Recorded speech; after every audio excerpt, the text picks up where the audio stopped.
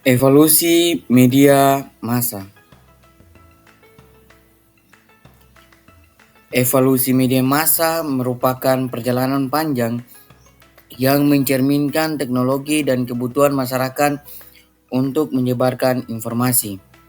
Di dalam evolusi media massa ada terbagi 5 tahapan atau 5 periode, yaitu yang pertama, masa prasejarah dan penemuan tulisan. A. Masa prasejarah. Masa prasejarah adalah periode yang mencakup waktu sebelum penemuan tulisan, di mana manusia mengandalkan cara-cara primitif untuk berkomunikasi dan menyampaikan informasi. Pada masa prasejarah, manusia berkomunikasi menggunakan suara, isyarat tangan, dan gerakan tubuh untuk memenuhi kebutuhan dasar seperti berburu dan bertahan hidup. B. Penemuan tulisan. Penemuan tulisan adalah langkah besar dalam sejarah manusia yang memungkinkan informasi dicatat dan disimpan untuk waktu yang lama. Sebelum ada tulisan, manusia hanya mengandalkan gambar, simbol, dan bahasa lisan seperti yang dijelaskan di masa prasejarah. Sekitar 300 tahun sebelum Masehi, manusia mulai mengembangkan sistem tulisan untuk mencatat informasi. Masa yang kedua yaitu media cetak. Media cetak adalah segala bentuk media yang menggunakan bahan cetak sebagai sarana penyampaian informasi. Contoh meliputi buku, surat kabar, majalah, pamflet, brosur, dan lain sebagainya. A. Sejarah awal media cetak.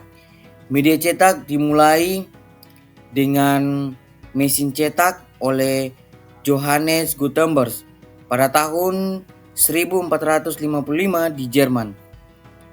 Gutenberg menciptakan teknologi cetak dengan huruf yang dapat dipindah-pindah, memungkinkan produksi massal buku dan dokumen lainnya pada masa itu.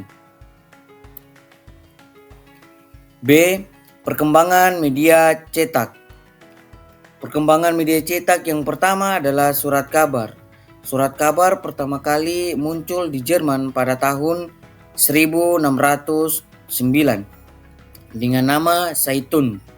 Bentuk surat kabar modern mulai berkembang pada abad ke-17 di Eropa dan Amerika Serikat. Perkembangan media cetak yang kedua adalah majalah. Majalah pertama kali diterbitkan pada abad ke-18 di Inggris. Majalah ini berisi tulisan fiksi maupun non-fiksi tentang seni, budaya, dan politik. Perkembangan media cetak yang kedua yaitu buku. Buku menjadi salah satu bentuk media cetak paling awal yang diproduksi secara massal. C. Dampak media cetak. Dampak media cetak yang pertama yaitu peningkatan literasi. Yang kedua, pengaruh sosial dan politik. Yang ketiga, tantangan era digital. Kita masuk pada masa yang ketiga yaitu masa media elektronik. Media elektronik adalah bentuk media massa yang menggunakan teknologi elektronik untuk menyampaikan informasi kepada khalayak luas. A. Karakteristik media elektronik. Karakteristik media elektronik dibagi menjadi 4, yaitu menggunakan teknik elektronik, 2. Skala jangkauan luas, 3. Kecepatan, dan 4. Integrasi teknologi. B. Keunggulan media elektronik. Keunggulan media elektronik dibagi menjadi 4, yaitu yang pertama, jangkauan audiens yang luas. Yang kedua, integrasi teknologi dan komunikasi. Yang ketiga, penyampaian informasi cepat. Dan yang keempat, kemampuan memengaruhi emosi. C. Kekurangan media elektronik. Kekurangan media elektronik dibagi menjadi 4, yaitu yang pertama informasi tidak valid, yang kedua ketergantungan, yang ketiga privasi dan keamanan data, yang keempat kesenjangan akses. Masa yang keempat adalah masa internet dan era digital. Internet dan era digital telah mengubah cara kita berkomunikasi, bekerja, dan berinteraksi dengan dunia. Internet adalah jaringan komunikasi global yang menghubungkan berbagai perangkat komputer di seluruh dunia. A. Fungsi internet. Internet berfungsi sebagai sarana komunikasi, akses informasi, hiburan, bisnis, dan serta mendukung pekerjaan dan layanan publik. B. Dampak era digital.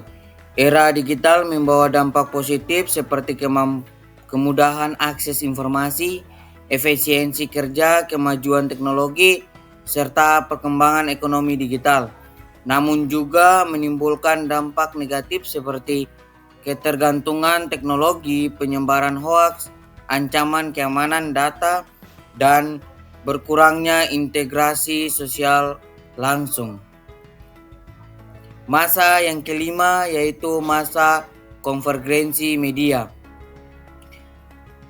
Masa konvergensi media adalah penggabungan atau integrasi terbagi jenis media yang sebelumnya terpisah dalam kurung seperti media cetak, radio, televisi, terus surat kabar dan lain sebagainya menjadi satu platform atau format. A. Dampak konvergensi media. Yang pertama, perubahan dalam jurnalisme. Yang kedua, perubahan pola konsumsi media. Yang ketiga, demokratisasi informasi. Yang keempat, tantangan bagi media tradisional. B. Contoh konvergensi media. Yang pertama, perusahaan media seperti Kompas menggabungkan operasi cetak online, Kompas.com, dan televisi Kompas TV dalam satu entitas. Kedua, ponsel pintar yang memungkinkan pengguna mengakses internet, mendengarkan radio, menonton televisi, bermain game, dan menggunakan peta digital dalam satu perangkat.